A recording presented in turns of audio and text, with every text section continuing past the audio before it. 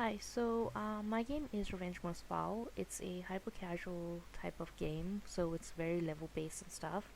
I'm going to be running you through what it's about really quick, so just so that you know the premise and how it's correlating with everything.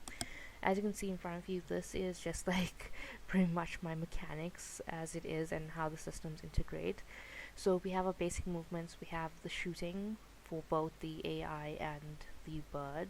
You have the hunters who are hunting you and who you get to hunt later on, and you have the upgrade stats skills systems.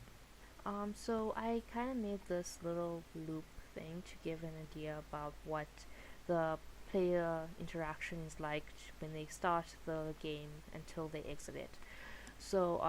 First off, you have the main menu, which will, if it's a new game they're starting, takes you to the tutorial level, and then the level selection area, which will look something similar to this, where you can go back and play other games, and you would have interfaces here that give you access to your player stats, upgrades, um, skills, that type of thing. So the level selection area is actually the main game screen outside of a level. So players have two options other than exiting the game entirely. So they can access these various screens for those weapons, stats, or skill upgrades, and spend XP to upgrade those stuff, or they can play an actual level. So they select it and then they need to survive long enough to win the level or lose it. They either way off result, they still get guided back to the level selection area unless it's the final level, in which case a loss will take you back to the level selection area, but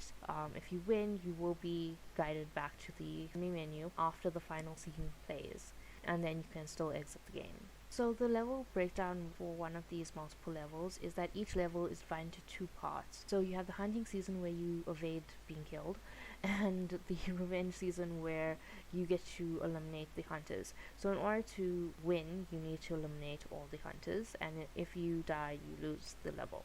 If you don't complete the elimination of your hunters in revenge season, it does loop back to hunting season, and then it continues like that within the same level until you have cleared it or lost. Then we have level and narrative. So my game is actually a hyper casual game, so I had to look at games that were similar to Candy Crush and Homescapes, Gardenscapes, time management games like, I want to say, the Delicious series or Diner Dash, that type of thing, where they would have snippets of story embedded between the levels. So once you complete a level, you'd unlock a little like dialogue snippet or possible scene in certain games that would give you a bit of information about the world and your goal and progression towards it. So as I said before, there is a tutorial section, so this is based on a new game. So the first scene is a year before Daedalus comes of hunting age. So before a bird is a certain age, they're not allowed to be hunted. So the Fowls came up with a secret mandatory training regimen in the story to increase survivability. So that's how I went about explaining the tutorial level. It also allows me to give the player a bit more off-world information before they're like tossed into level 1. And then level 1 starts off with him a year later, where he's now going to be entering his first and hopefully not last season. Then, as you can see, I've skipped 2 levels for each. This can be condensed down to 5 levels instead of having 9, but I did skip 2 because these take place between them. So not only is it between levels 2 and 3 or level 2, it's on either side of it. So between levels 1 and 3, years have passed and he's had to toughen up now. Between level 3s and 5, he's now lost someone and resolved to put an end to the hunt, which is his actual goal for this game. Then the struggle is real, is my way of putting it, as you don't just go from saying you want to do something to being the boss.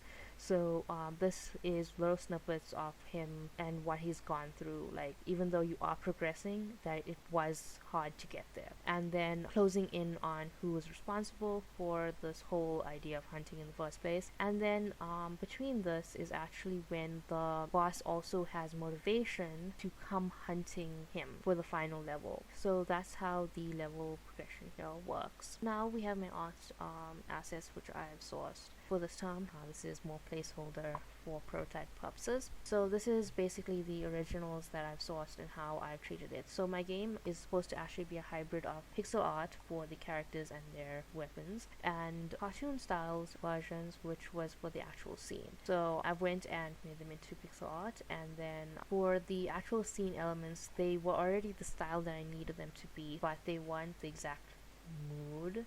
So I did tone it down a little bit, and then now to see the prototype. But before that, I just want to address the sound. So much like the art, which is two different types, the sound effects in the game are also the same. So while the music itself is not at all like the sound effects are based on retro and arcade style games similar to Pac-Man and Super Mario and those older types. So to cue the player, if it just cuts between immediately, it's really hard for them to keep track of it. Not only am I using two different music types for each season, I'm also just prototyped what the transition between each one sounds like.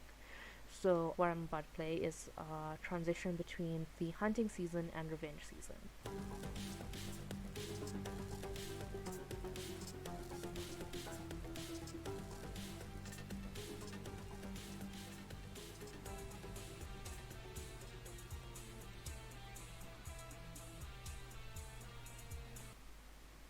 Okay, so that was that transition, which will also kind of give the player a bit more time to reacquaint themselves with the shooting mechanic versus the evasion types. So just to give you a look at what these combined art styles looks like, I'm just going to fly backwards.